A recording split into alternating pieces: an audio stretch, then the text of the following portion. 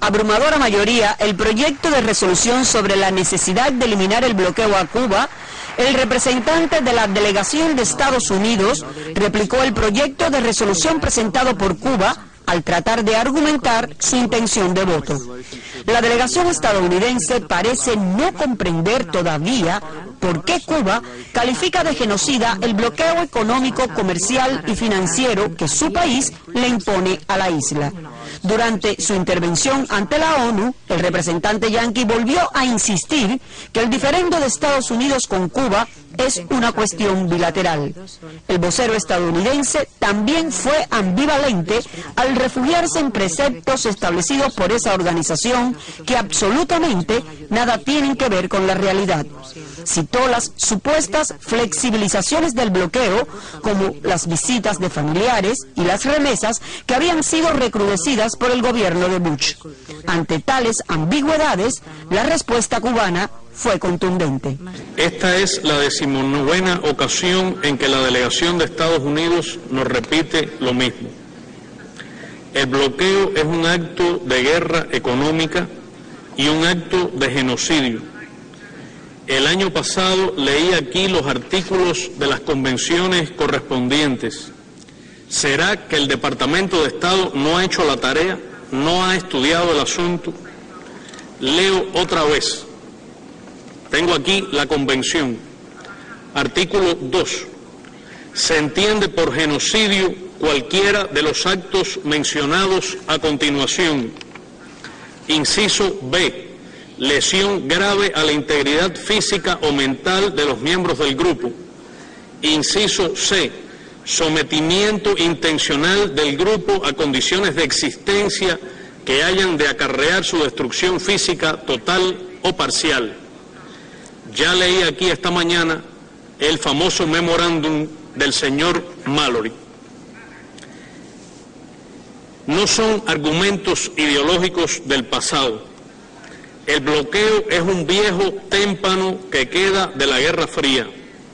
El asunto no es la retórica, sino la agresión al pueblo cubano.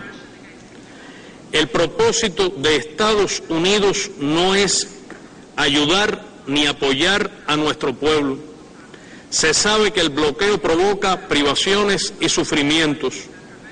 No provoca muertos porque la revolución cubana lo impide.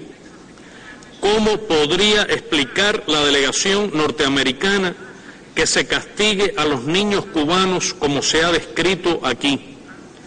Si se quisiera ayudar o apoyar al pueblo cubano, lo único que habría que hacer es levantar el bloqueo. ¿Por qué impiden a los norteamericanos visitar nuestro país y recibir información de primera mano? ¿Por qué restringen los llamados contactos pueblo a pueblo? Los pretextos para el bloqueo han ido cambiando. Primero, la supuesta pertenencia al eje sino-soviético. Después, la llamada exportación de la revolución a América Latina. Luego, la presencia de tropas cubanas en África para ayudar a derrotar al apartheid, a preservar la independencia de Angola y lograr la de Namibia. Después, la manipulación sobre los derechos humanos. Pero el bloqueo es una violación brutal de los derechos humanos de los cubanos. Estamos dispuestos a discutir sobre violaciones de derechos humanos. Podemos empezar por el campo de concentración de Guantánamo, donde se tortura y no existe el habeas corpus. Es el reino de las comisiones militares, fuera del Estado de Derecho. ¿Podría la delegación norteamericana explicar aquí qué pasó en los campos de Abu Ghraib, Bagrán y Nama?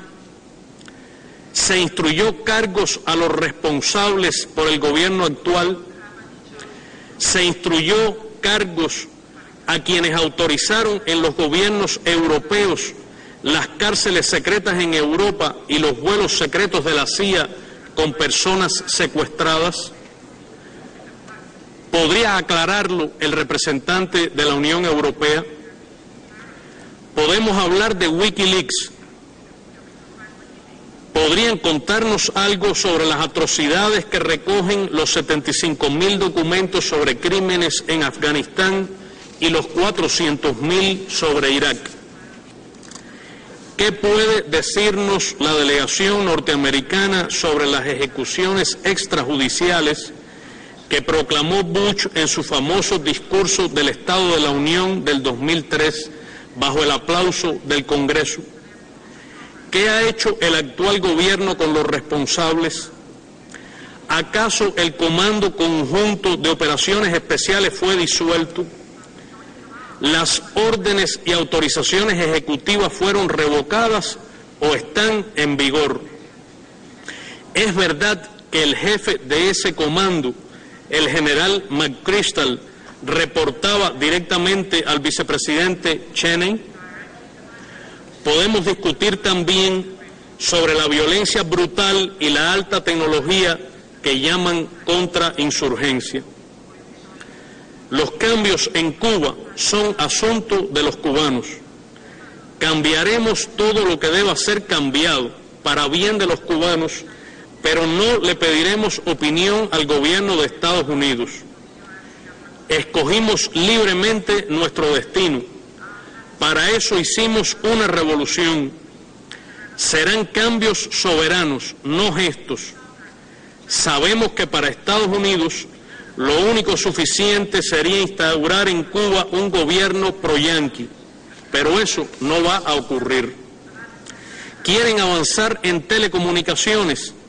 Levanten las medidas de bloqueo que hacen imposibles los negocios en este campo y cesen el robo de fondos cubanos en bancos norteamericanos.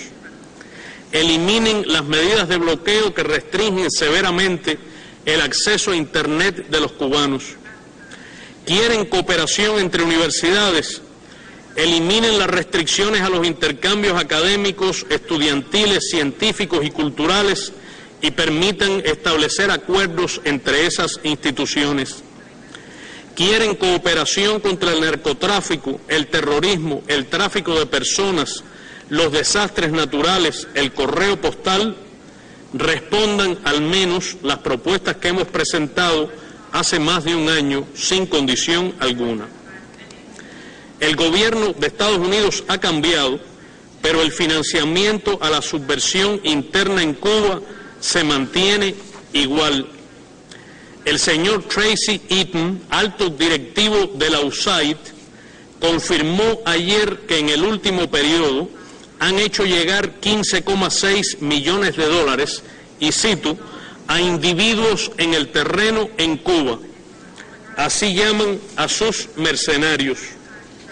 Las transmisiones hostiles de radio y televisión siguen. Los 5 antiterroristas cubanos continúan en injusta prisión.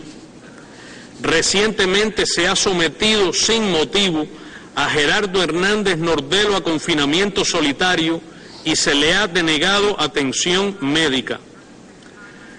Terroristas internacionales confesos como Orlando Bosch y Posada Carriles se pasean libremente en Miami e incluso hacen allí actividad política.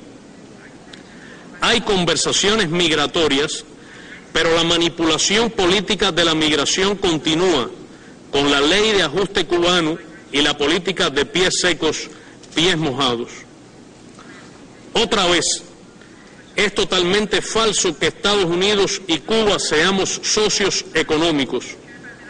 Las ventas agrícolas violan todas las normas y prácticas del comercio internacional y la libertad de navegación. Se miente en esta sala sobre supuestas donaciones de ONGs a Cuba por valor de 237 millones. El bloqueo es abusivamente extraterritorial y afecta a todos en esta sala. No es un hecho bilateral. Señor presidente, a lo ya dicho sobre la Unión Europea tengo poco que añadir. No le reconocemos autoridad moral ni política alguna para criticar en materia de derechos humanos. Haría mejor en ocuparse de su brutal política antiinmigrantes, de la deportación de minorías, de la violenta represión contra los manifestantes y de la creciente exclusión social de sus desempleados y sectores de menos ingresos. El Parlamento Europeo, con toda desvergüenza y de manera infame, se dedica a premiar a los agentes pagados del gobierno de Estados Unidos en Cuba. Ahora se dice que la llamada posición común quedó superada. Ya veremos, los hechos dirán, pero la Unión Europea sueña si cree que podrá normalizar las relaciones con Cuba existiendo la llamada posición común. Muchas gracias.